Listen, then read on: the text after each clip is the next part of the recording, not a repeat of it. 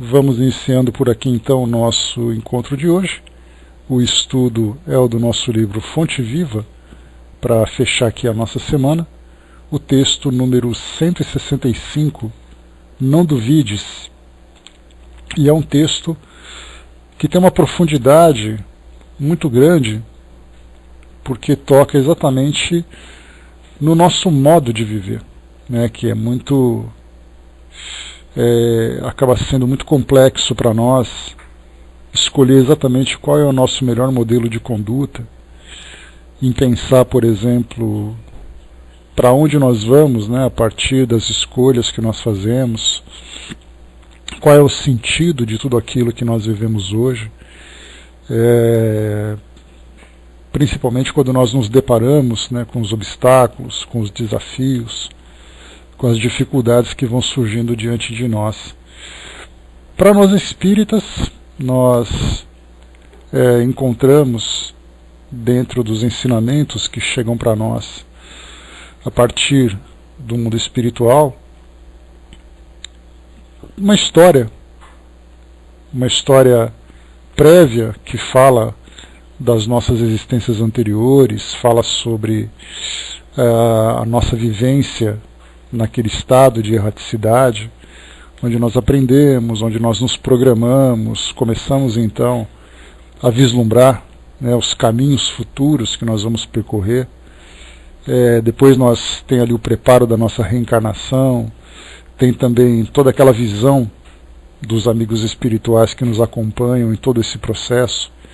E aí depois nós chegamos aqui no mundo físico, preparados para seguirmos um roteiro já elaborado, contendo provas, expiações, missões, companhias, condições, tudo aquilo que envolve toda essa logística que vai nos acompanhar aqui no mundo físico. E nós vamos viver toda essa trajetória já também vislumbrando aquilo que nos espera no mundo espiritual, porque a nossa passagem aqui pelo mundo físico, para nós espíritas, ela é de fato uma passagem.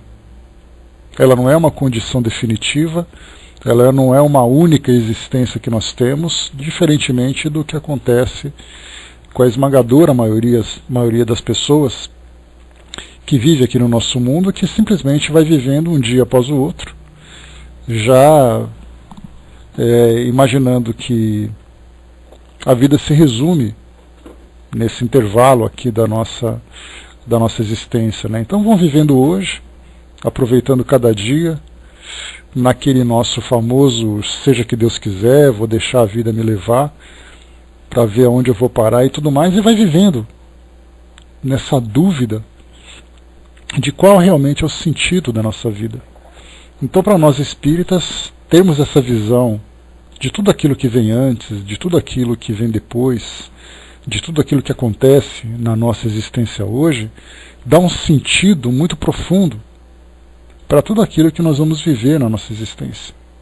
E isso faz com que as nossas decisões tenham uma motivação maior, tenham uma razão de existir. Aqui nessa carta de Tiago, que é exatamente esse versículo que faz a introdução desse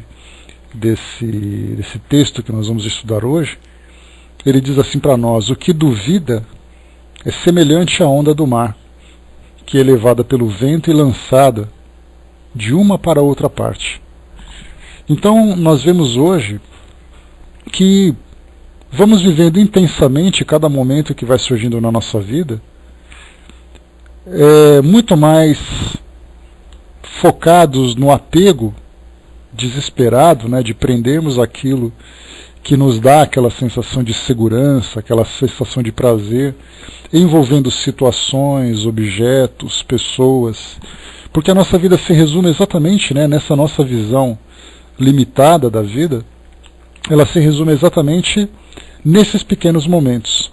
Nós não conseguimos elevar a nossa visão para termos essa abrangência toda e darmos realmente o real sentido para a nossa existência.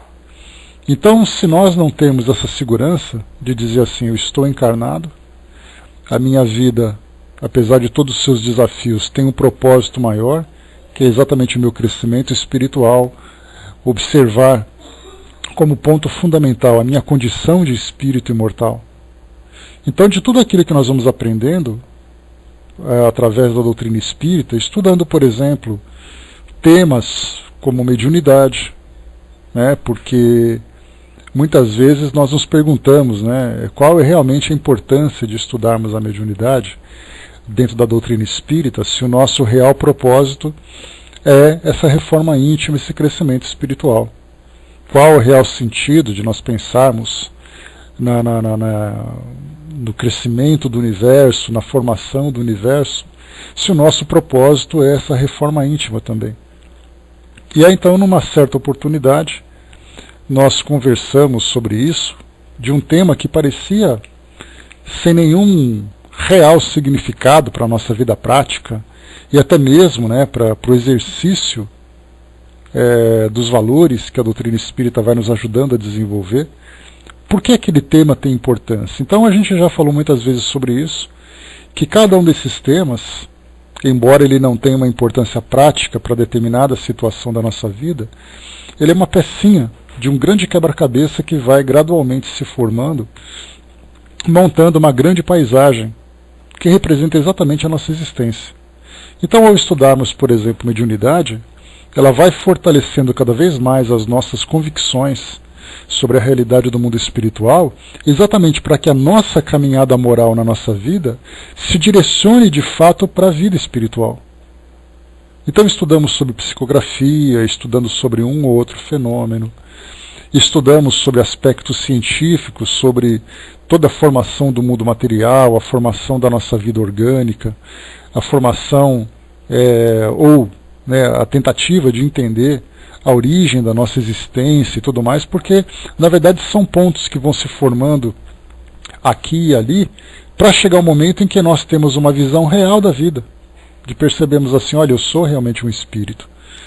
Eu estudo, por exemplo, temas do Evangelho, falando sobre a minha família, falando sobre reencarnação, falando sobre a superação das dificuldades, de todas as aflições, para quando nós nos depararmos diante de todo esse panorama que a vida nos apresenta, eu ter essa visão de todos esses pontos, para que realmente eu não tenha dúvidas de qual é o real objetivo de eu me encontrar aqui hoje, encarnado.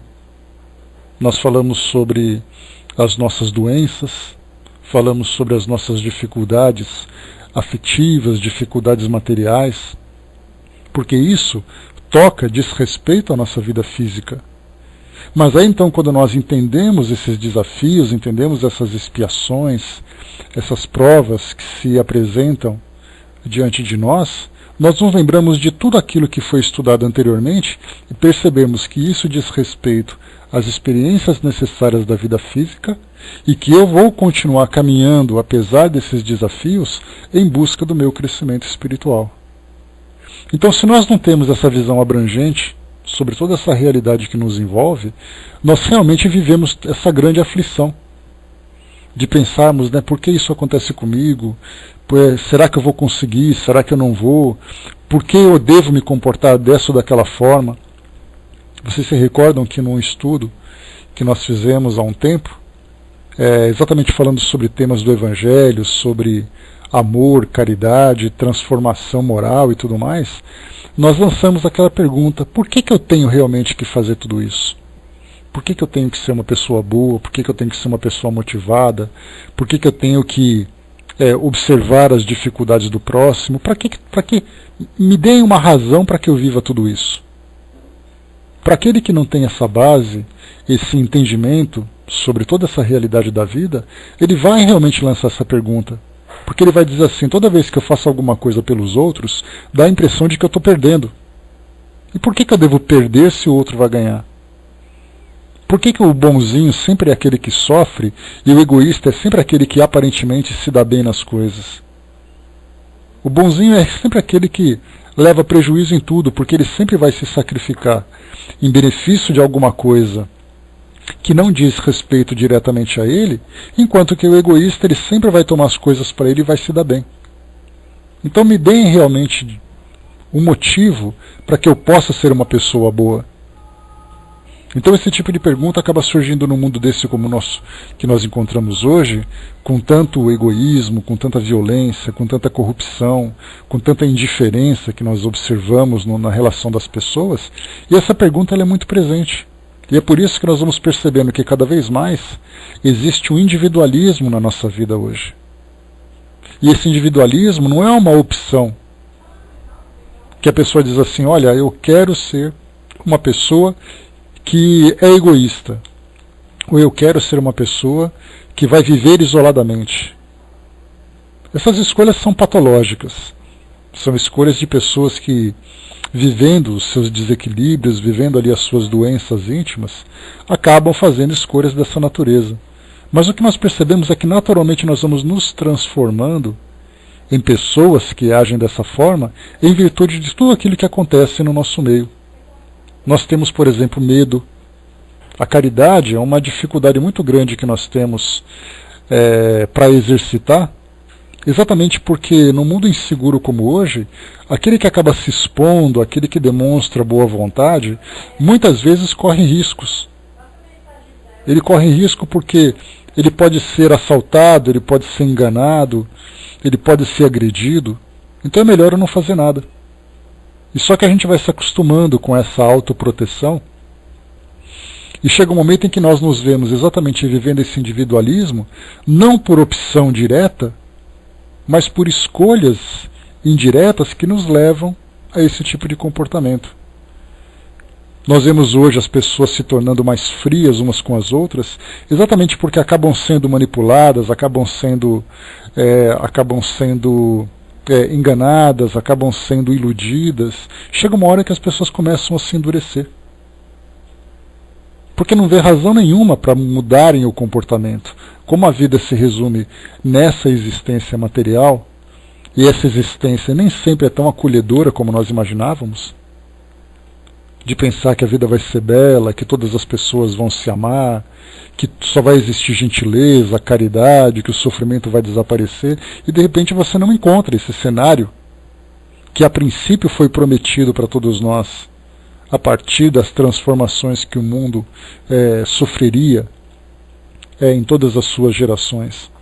Como nós não encontramos isso, a gente fala, bom, já que é assim, deixa eu defender aquilo que é meu, deixa eu me cuidar que eu ganho muito mais. Já que é cada um para si e Deus para todos, nós percebemos nesse pensamento em todas essas expressões que são ditas nesses ditados que nós ouvimos. Cada um por si e Deus para todos. Então, pelo sim, pelo não, na dúvida, com relação ao futuro que eu terei, o futuro espiritual, até mesmo levando em consideração também aquilo que é trazido pelas escolas religiosas, com suas ilusões, com suas fantasias, com suas ideias muitas vezes incompletas, com comportamentos incoerentes, Você prega alguma coisa e se comporta com outra, você promete o céu, mas valoriza as conquistas materiais. Então tudo isso vai gerando tantas e tantas dúvidas que eu vou agir com segurança. Qual é a segurança? Que a minha realidade é essa e eu tenho que garantir o meu espaço.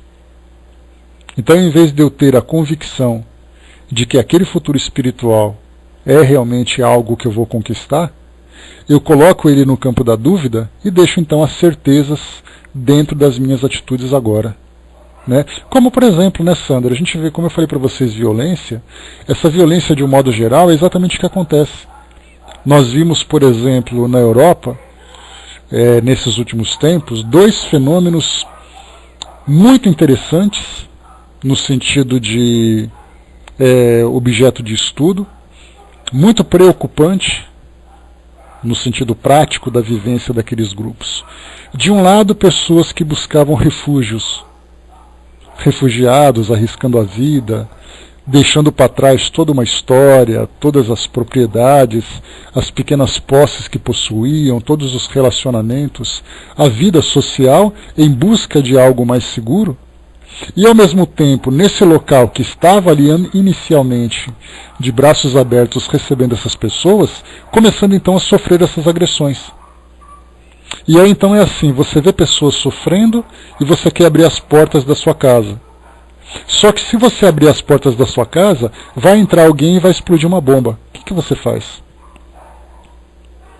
O que exatamente, de que forma que a Europa, por exemplo, que é exatamente ali onde vem acontecendo todos esses fenômenos, de que forma que eles vão se comportar?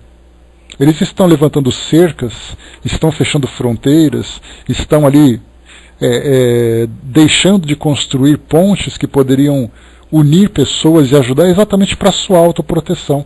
E nós vamos dizer assim, mas eles são culpados por agir dessa forma. Será realmente que eles são culpados? Eles estão tentando proteger aquilo que eles conquistaram. Então o que nós vemos assim nessas incoerências do mundo hoje são tantas e tantas dificuldades que acabam nos levando a esse tipo de postura, a esse tipo de comportamento. Como é que nós vamos analisar? Quem exatamente ali é vítima e quem é exatamente algoz, estudando a história, estudando o comportamento de cada um desses lados. E aí nós percebemos que, já que nós não temos como ter uma resposta pronta, de qual foi a causa, de quem é o responsável, a gente vai observando as consequências de tudo isso. E as consequências são exatamente esse individualismo, esse fechamento dos grupos, fechamento das fronteiras, fechamento das possibilidades de aumentar cada vez mais esse sentimento de fraternidade, que é esse propósito maior. Como é que nós vamos lidar com tudo isso? Então, na dúvida, não, você tem que fazer isso em benefício do próximo, sacrificando seus interesses em benefício do outro, só que em resposta ao mundo parece que age de uma forma diferente. Então vai acontecendo que todo mundo vai se fechando, se isolando, vai se protegendo, e nós vamos alimentando então exatamente esse individualismo. Porque existem ali dois sentimentos importantes, duas direções importantes para a evolução do ser humano. Ou ele se torna universalista, que é exatamente essa ideia do sentimento fraterno que deve se desenvolver cada vez mais, ou ele vai se tornando individualista, que é o sentimento do egoísmo que vai se fortalecendo cada vez mais. E cada um segue em direção oposta. E nós já sabemos qual é a direção correta. Né? Exatamente, né, Tic-Tac? A gente vê que aquilo que acontece hoje, porque muitas vezes as pessoas agem de boa fé, até com a intenção de se defender, e acabam gerando consequências que no futuro trarão grandes dificuldades. Exatamente porque são práticos, são pragmáticos. A ideia do pragmatismo é você viver de uma forma prática. É você tomar decisões e você ter reações de acordo com a realidade que aparece diante de você.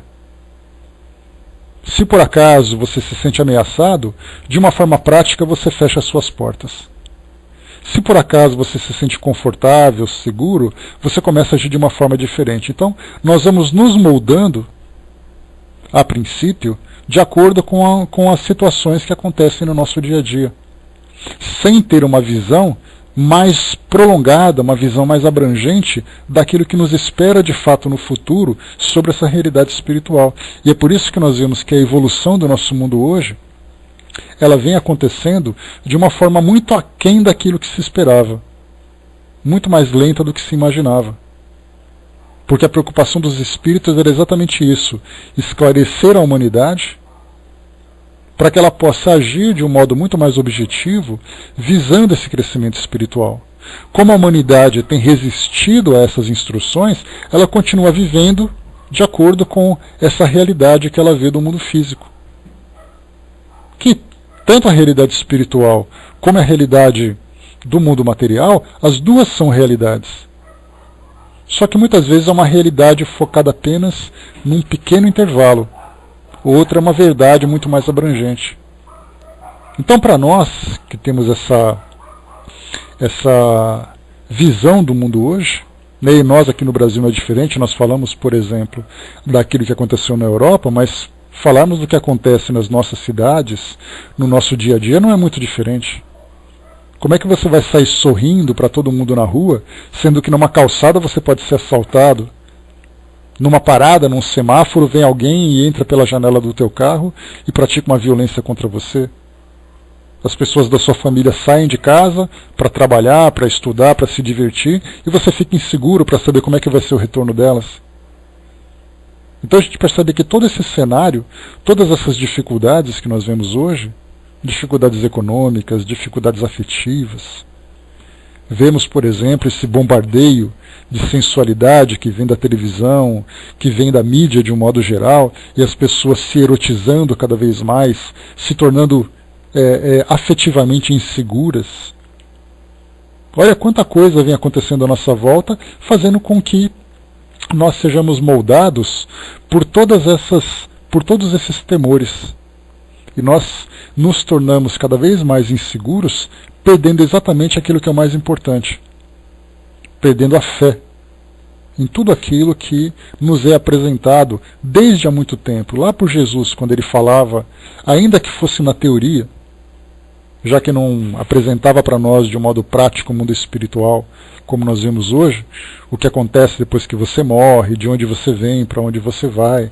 Jesus falava exatamente de todos os sentimentos que vão nos transformando e vão trabalhando toda essa reforma íntima, tão necessária para todos nós. Aquele Sermão do Monte, por exemplo, que fala para nós sobre todas as bem-aventuranças, são valores que nós precisamos aprender a desenvolver. Então, hoje nós temos o contrário.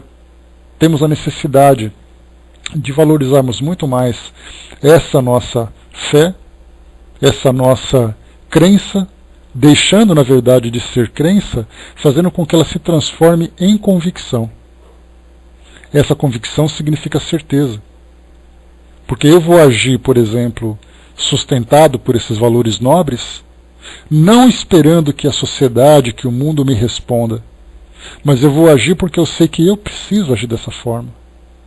Claro, como Jesus mesmo disse, né, quando ele enviava, por exemplo, os seus discípulos, seus apóstolos, para fazer as suas viagens por todas aquelas vilas, aquelas pequenas cidades, que ele falava que ele devia pregar o Evangelho, mas que todos eles deveriam ser manso como as pombas e astutos como as serpentes, porque eles poderiam ser enganados, eles poderiam ser agredidos nessa trajetória. Então essa astúcia e essa mansidão são também virtudes que nós precisamos ter exatamente para que não soframos as consequências por uma ação ingênua, por uma ação não preparada. Então é necessário para nós que sim, eu quero ser uma pessoa virtuosa. Basta a gente lembrar, por exemplo, né, fazendo aqui só uma ilustração, a gente lembra, por exemplo, que Chico Xavier, quando ele vivia na casa dele, ele trancava a porta. Nossa, mas ele é uma pessoa tão boa, uma pessoa tão caridosa, será que ele não confiava no mundo? O que a gente acha? Os centros espíritas trancam suas portas, as igrejas trancam suas portas. Os homens virtuosos trancam suas portas exatamente porque, embora tenham virtudes,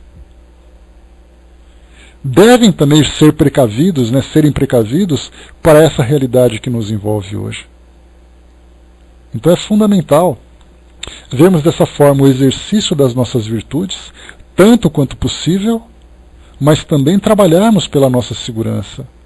Segurança da vida que nós temos, daquilo que nós construímos em torno de nós. A Angelina colocou lá em cima, né, o aprendizado tem que acontecer, mesmo que seja com sacrifício. Né? Sim, só que a gente tem que lembrar sempre, exatamente, né, complementando essa ideia que eu trouxe para vocês agora, né, Angelina? É necessário que nós aprendamos com as experiências da vida. Mas o problema é quando nós vivemos de um modo inseguro. Muitas vezes nós nos expomos a situações que não eram necessárias, por causa dessa nossa imprevidência. Ser uma pessoa boa, eu quero ser uma pessoa caridosa, então eu vou andar num ambiente perigoso da cidade onde eu vivo, numa madrugada, para distribuir pão, sendo que ali tem assaltos. Claro que eu estou trazendo para vocês uma situação extrema, mas muitas vezes nós temos ali situações no nosso cotidiano, situações que são simples, que eu crio uma situação dolorosa pelo fato de não estar vigilante. e eu deveria estar vigilante. Estamos observando esses espíritos no agora, mas o que foram no passado e o que serão no futuro também, assim como nós. Então, esses comportamentos que nós temos hoje são comportamentos gerados exatamente por essa dúvida com relação ao porquê de tudo isso. Então, nós vamos vivendo no nosso dia a dia, trabalhando exatamente para alcançar essa condição mais elevada. Só que todo mundo acha que o paraíso veio pronto, né, Titeco? Ninguém pensa que tem que construir paraíso, né? Nós estamos construindo o nosso. Está demorado? Não tenhamos dúvida disso. Mas ele vem sendo construído. Mas o mais importante de tudo é esse paraíso dentro de nós. Vamos aqui para o nosso texto, senão a gente acaba perdendo aqui as observações que foram trazidas para nós. Então, mais uma vez, aqui nessa passagem de uma das cartas de Tiago, o que duvida, ou seja, aquele que duvida, é semelhante à onda do mar, que é levado pelo vento e lançada de uma para outra parte. Então, essa dúvida com relação à nossa vida hoje, que vai sendo lançado de um lado para outro, por causa de interesse financeiro, interesse afetivo, por causa de medo, de incertezas, ele vai andando completamente desorientado aqui no nosso mundo, esperando que as coisas aconteçam um dia após o outro, sem pensar naquilo que o futuro lhe reserva. Exatamente porque ele não tem sequer certeza com relação a esse futuro. Diz aqui para nós então Emmanuel: em teus atos de fé e esperança, não permitas que a dúvida se interponha como sombra entre a tua necessidade e o poder do Senhor. A força coagulante de teus pensamentos, nas realizações que empreendes, procede de ti mesmo, das entranhas de tua alma, porque somente aquele que confia consegue perseverar no levantamento dos degraus que o conduzirão à altura que deseja atingir. Então aqui a gente já começa pensando exatamente assim, você quer atingir uma altura, mas que altura é essa? Que altura exatamente, que elevação é essa que você deseja alcançar? A dúvida no plano externo pode auxiliar a experimentação nesse ou naquele setor do progresso material, mas a hesitação no mundo íntimo é o dissolvente de nossas melhores energias. Essa é uma das passagens mais importantes que eu vi aqui nesse texto, porque mostra que essa dúvida no plano externo é com relação às situações do nosso dia a dia, se você deve comprar, se você deve se comprometer, se você deve se envolver, pensando que se você pode conquistar ou se você vai perder alguma coisa. Então nos auxilia, de um modo geral, nessas experimentações. Experimentando aquilo que para mim é positivo, experimentando aquilo que não é. Nem sempre podemos prever aquilo que não nos pertence, aquilo que não se encontra em nosso pleno domínio, em nosso pleno controle. Então é natural que nós tenhamos dúvida e façamos consultas, façamos pesquisas, arrisquemos com certo cuidado e tudo mais. Mas quando se fala dentro do nosso mundo íntimo, se nós somos capazes realmente de alcançar essa transformação, essa elevação, se nós não temos essa certeza a respeito das nossas próprias capacidades, nós estamos dissolvendo exatamente as nossas melhores energias. Diz aqui o texto: quem duvida de si próprio perturba o auxílio divino em si mesmo. Ninguém pode ajudar àquele que se desajuda. Compreendendo o impositivo de confiança que deve nortear-nos para a frente, insistamos no bem, procurando-o com todas as possibilidades ao nosso alcance.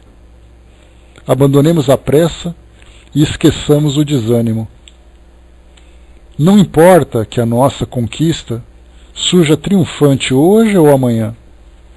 Vale trabalhar e fazer o melhor que pudermos aqui e agora, porque a vida se incumbe em trazer-nos aquilo que buscamos. Avançar sem vacilações, amando, aprendendo e servindo infatigavelmente, Eis a fórmula de caminhar com êxito, ao encontro de nossa vitória. E nessa peregrinação incansável, não nos esqueçamos de que a dúvida será sempre o frio do derrotismo a inclinar-nos para a negação e para a morte. Então exatamente esse... Obrigado, Cindizinha. Exatamente esse propósito que nós falamos, né? Qual é exatamente o sentido de tudo aquilo que a gente faz na nossa vida?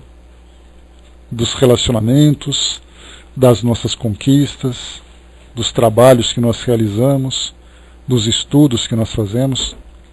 Então tudo isso deve ter um propósito maior. Nós, que sabemos que a nossa passagem aqui pelo nosso mundo físico é uma passagem temporária e que tem como objetivo maior exatamente servir de escola para esse nosso crescimento, tudo aquilo que nós fazemos na nossa vida, nós temos que ter essa plena convicção de que eu faço exatamente com esse propósito, de aproveitar essa escola para o meu crescimento. Então, se eu me encontro, por exemplo, realizando o meu trabalho profissional, eu tenho que ter a certeza de que o modo como eu vou realizar esse trabalho é o que vai fazer a grande diferença para mim. Porque a vida que nós temos hoje, ela é uma vida focada muito nas conquistas materiais. Então, assim, o que me interessa é conquistar, é alcançar o meu sucesso material, não importa a que preço, muitas vezes disputando ferozmente com outras pessoas um determinado espaço, e aí o que impera é exatamente a lei do mais forte, é aquele que é o mais esperto, é aquele que é o mais ganancioso, é aquele que é o mais ambicioso. O que vale é o sucesso. No nosso caso, nós temos uma visão diferente. O sucesso, sim, é o nosso objetivo, porque nada mais é do que a recompensa de todo o nosso esforço, de todo o nosso estudo, de tudo aquilo que nós investimos nesse caminho profissional. Estou falando do profissional exatamente porque é o exemplo que nós pegamos. Mas se nós não tivermos dignidade, não tivermos responsabilidade, respeito por nós mesmos, pelo ambiente, pelas pessoas com quem nós compartilhamos aquele espaço, tudo aquilo que nós conquistarmos dentro do mundo material, ele perde completamente o valor dentro desse mundo moral. E para nós o mundo moral não é apenas uma questão de crença. Ele é, na verdade, uma questão de convicção. Dentro do nosso mundo afetivo, por exemplo, é outra coisa. Nós queremos estar com as pessoas que vão nos dar prazer, que vão nos dar aquela satisfação e tudo mais. Não importa se eu sou uma pessoa egoísta, se eu sou uma pessoa ciumenta, possessiva, o que me importa é ter aquela pessoa do meu lado. No momento em que essa pessoa tiver a opção de se ver livre ou de conviver conosco, e isso vale para relações afetivas, para relações familiares, para relações de amizade, para todas as situações. No momento em que aquela pessoa tiver a opção, ou você fica do lado daquele que te prendeu, ou você pode ir embora. O que você quer fazer? Ele simplesmente vira as costas e vai embora. E nós percebemos que aquela conquista temporária que nós achávamos tão importante, ela não só não nos trouxe a felicidade que nós imaginávamos, como trouxe ainda o sofrimento de vermos aqueles virarem as costas e irem embora porque nós nos tornamos pessoas insuportáveis. Pessoas egoístas, pessoas que na verdade trazem muito mais prejuízo do que conquistas. E isso se estende então para todas as situações da nossa vida. Tudo que nós fazemos aqui tem um duplo propósito. Primeiro, nos trazer segurança para a nossa caminhada aqui no mundo físico. Segurança material, segurança das companhias, segurança da nossa saúde física, de tudo. Mas tem um propósito muito maior. Porque tudo aquilo que nós semearmos aqui hoje, do modo como nós semearmos, no ambiente onde nós semearmos, essa colheita vai se dar exatamente no mundo moral. Porque nós vemos nas mensagens, por exemplo, que chegam para nós, que é um outro caso que nós vemos, né, que quando eu falei para vocês que no início, que muitas vezes nós estudamos temas que parecem que não tem muito sentido para esse objetivo maior que a doutrina espírita passa, né, que nós temos que nos tornar espíritos melhores. Então, para nos tornarmos espíritos melhores, para que eu tenho que estudar um tema que não tem nada a ver com isso, aparentemente? Então, no caso, por exemplo, das mensagens que chegam no mundo espiritual, das psicografias em que os espíritos vêm falar sobre suas vidas, falar sobre a sua história, né, sobre as suas histórias, sobre a realidade que eles encontram hoje, mostram muitas vezes que espíritos que foram muito bem-sucedidos no mundo físico são espíritos extremamente fracassados e sofredores no mundo espiritual. Exatamente porque utilizaram todos os seus esforços, todas as suas energias para conquistarem um espaço físico, para conquistarem um espaço material, e não para conquistarem um espaço moral, um espaço espiritual. E aí acabaram depois vivenciando uma grande frustração.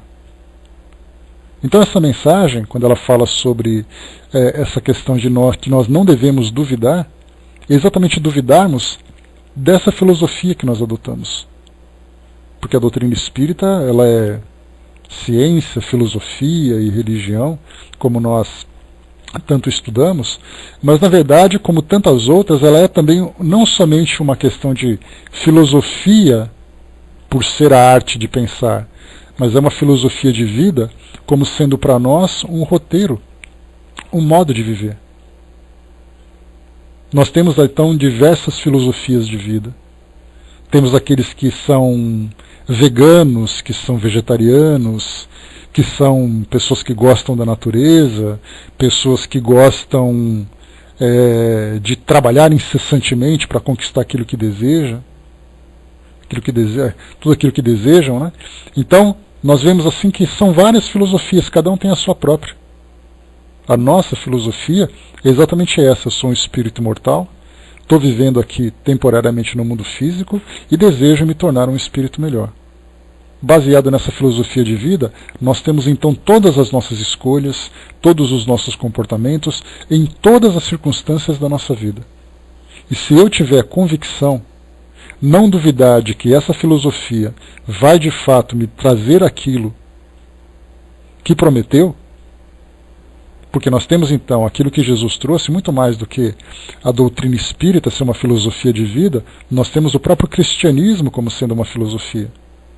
Porque a doutrina espírita, sustentada por essa filosofia superior, essa filosofia maior, ela nos traz detalhes, conhecimentos, informações para nos ajudar nesse nosso comportamento.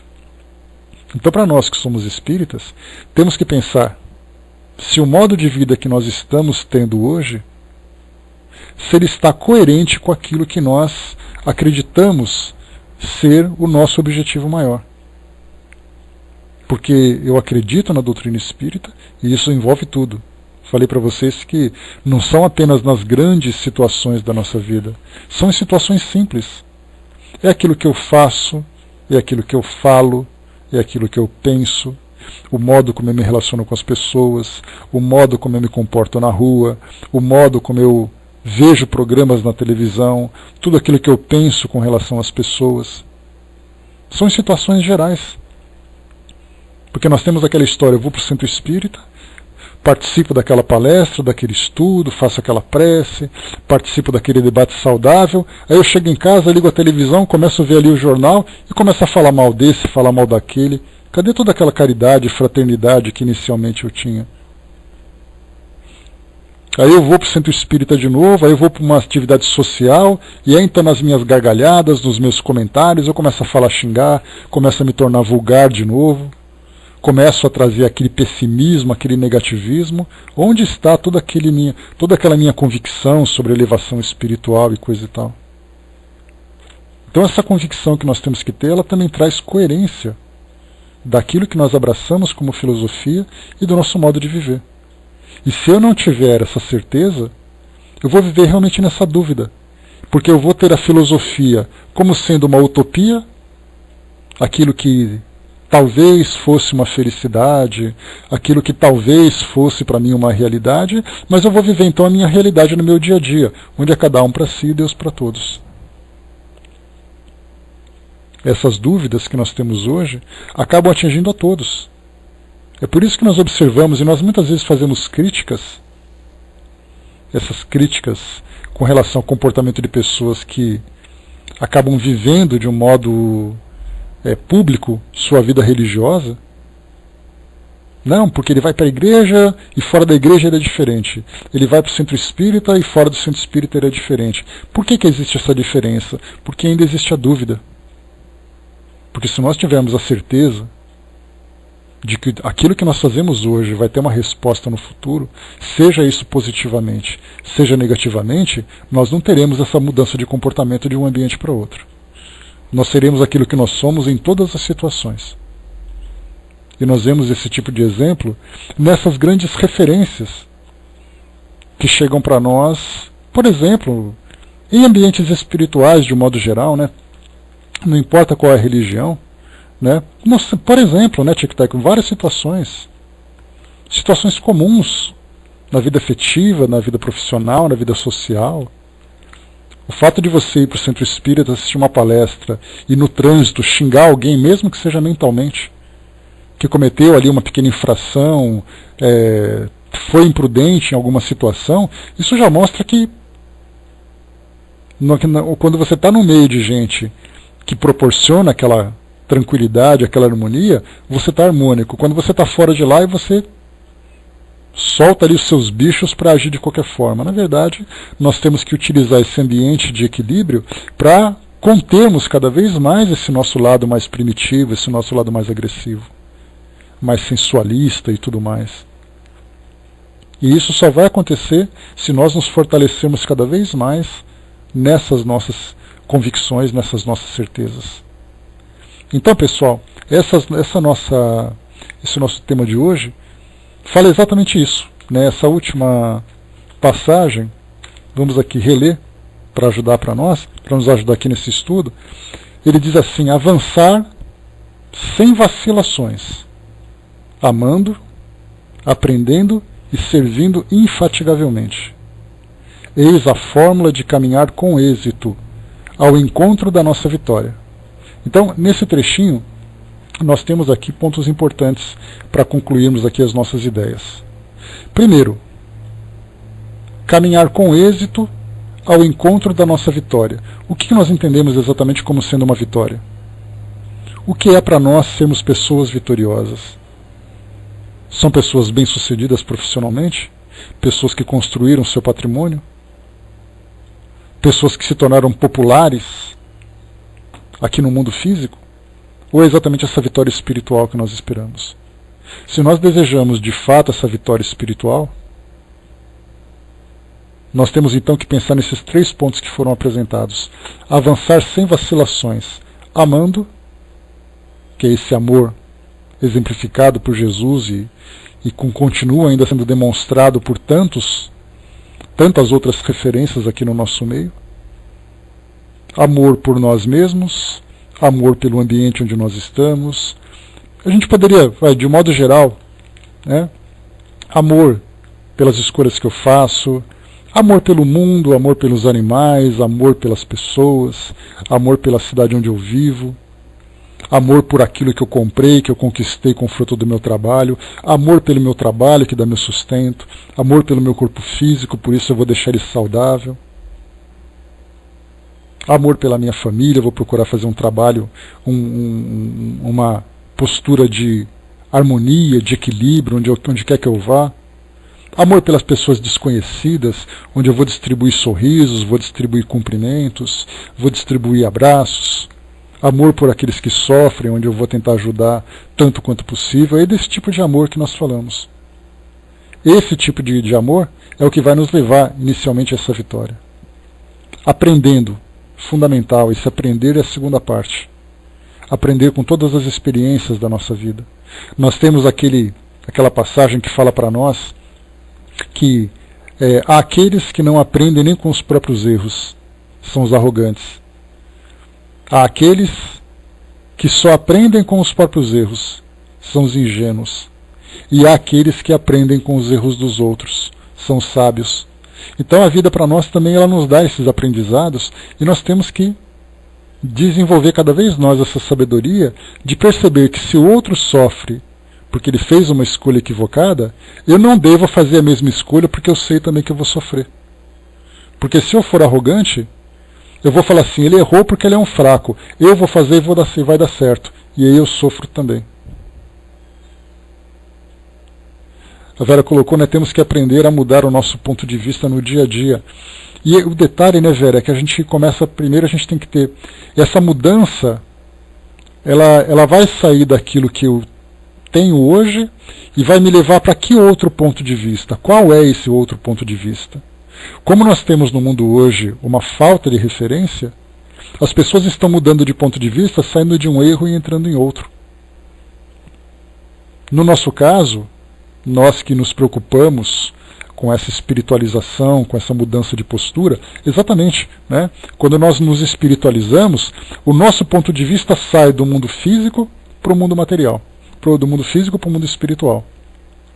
Para aquele que não tem o mundo espiritual como referência, ele vai mudar o ponto de vista dele de uma janela para outra.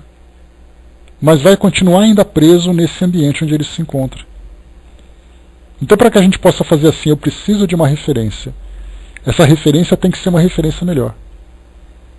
Porque do contrário, ele vai trocar de um para o outro. Ele vai sair de um herói e vai pegar o outro herói. Mas que heróis são esses? São os mesmos heróis. Como lembra Cazuza, né? Ele falava assim, meus heróis morreram de overdose. Mas quem são esses heróis? Heróis que morreram de overdose, mas não são incoerentes? Essas ideias não são incoerentes? São. Exatamente porque não existem heróis melhores do que esses. E finalmente, nós temos aqui então o amor, que é fundamental, o aprendizado, que é essencial, e o serviço. Esse serviço, se nós não trabalharmos para pôr em prática esse amor e esse aprendizado, tudo isso fica desperdiçado. Nós vamos criar aquele grande museu com grandes obras penduradas na parede que só servem para ser observadas. Não terão nenhuma utilidade prática na nossa transformação. Então, amar, aprender e servir. Com esses 3 ingredientes, a nossa receita é perfeita para nos ajudar a alcançar exatamente essa vitória que nós desejamos. Então, pessoal, sem dúvida, né? Beijo, Nena. Sem dúvidas, sem vacilações, sem medo. Aquela história assim, né? Não tenha medo de ser feliz. Desde que nós consigamos estabelecer o que é ser feliz, onde se encontra essa felicidade, se nós soubermos de fato que ser feliz é nos transformarmos em pessoas melhores, não tenhamos medo de ser feliz. Hajamos com convicção. As pessoas podem até se aproveitar dessa minha bondade. E como lembra a Madre Teresa de Calcutá, seja bom a si mesmo. Porque tudo aquilo que nós fazemos na nossa vida, ela diz respeito à nossa relação entre nós e Deus. Não é a nossa relação entre nós e o mundo. Somos nós e Deus. A partir disso, nós, sem dúvida nenhuma, alcançaremos então essa felicidade, essa vitória que todos desejamos. Fechando por aqui então, pessoal. Deixa eu ver aqui. Overdose de Divaldo, olha, a coisa é nobre, hein, o Tic-Teco. Vai fazer bem, mas ele tem que ter aquelas histórias animadas, né? Senão muita gente dorme no meio do caminho, né? Eu estava conversando ontem com umas amigas, a gente falava assim, olha, eu gosto muito do Divaldo. Mas eu gosto do Divaldo quando ele conta os casos dele. Aqueles causos, aquelas histórias e tudo mais. Porque quando ele faz aquelas palestras históricas, dá um sono, que é aquela coisa de dormir, né? Então, assim, quando ele começava assim, eu falava assim até ontem, né? Eu falava assim, olha, quando ele vai contar a história de uma casa, ele começa a falar assim, quando o tijolo foi criado, quem fez o tijolo, até chegar na casa, você já nem lembra mais qual é o tema da história, né? Agora, quando ele fala assim, mas quando eu estava lá em Salvador, quando eu era jovem, aí todo mundo acorda, porque ele começa a contar as histórias, e são histórias simplesmente deliciosas de ouvir, né? Divertidas, animadas, curiosas, né? Então isso é ótimo. Então o Divaldo, para mim, ele tem esses pequenos detalhes, né? Inclusive aquele pessoal do... Como é que chama aquele pessoal que faz comédia do espiritismo hoje? Como é que chama? Me ajuda aí, qual é o nome daquele grupo? Que sai agora no YouTube, né? Amigos da Luz. Esse pessoal Amigos da Luz fez um desses programas de sexta-feira, em que um deles perfeitamente acabou imitando o Divaldo, né? E não deu outra, ele fez exatamente isso. Começou a contar aquelas palestras que ele vai enrolando, enrolando, enrolando. São tantas informações que você perde o foco depois, né? Mas, finalmente é isso aí, pessoal. Fechando aqui então o nosso estudo de hoje, né? Então, para nós,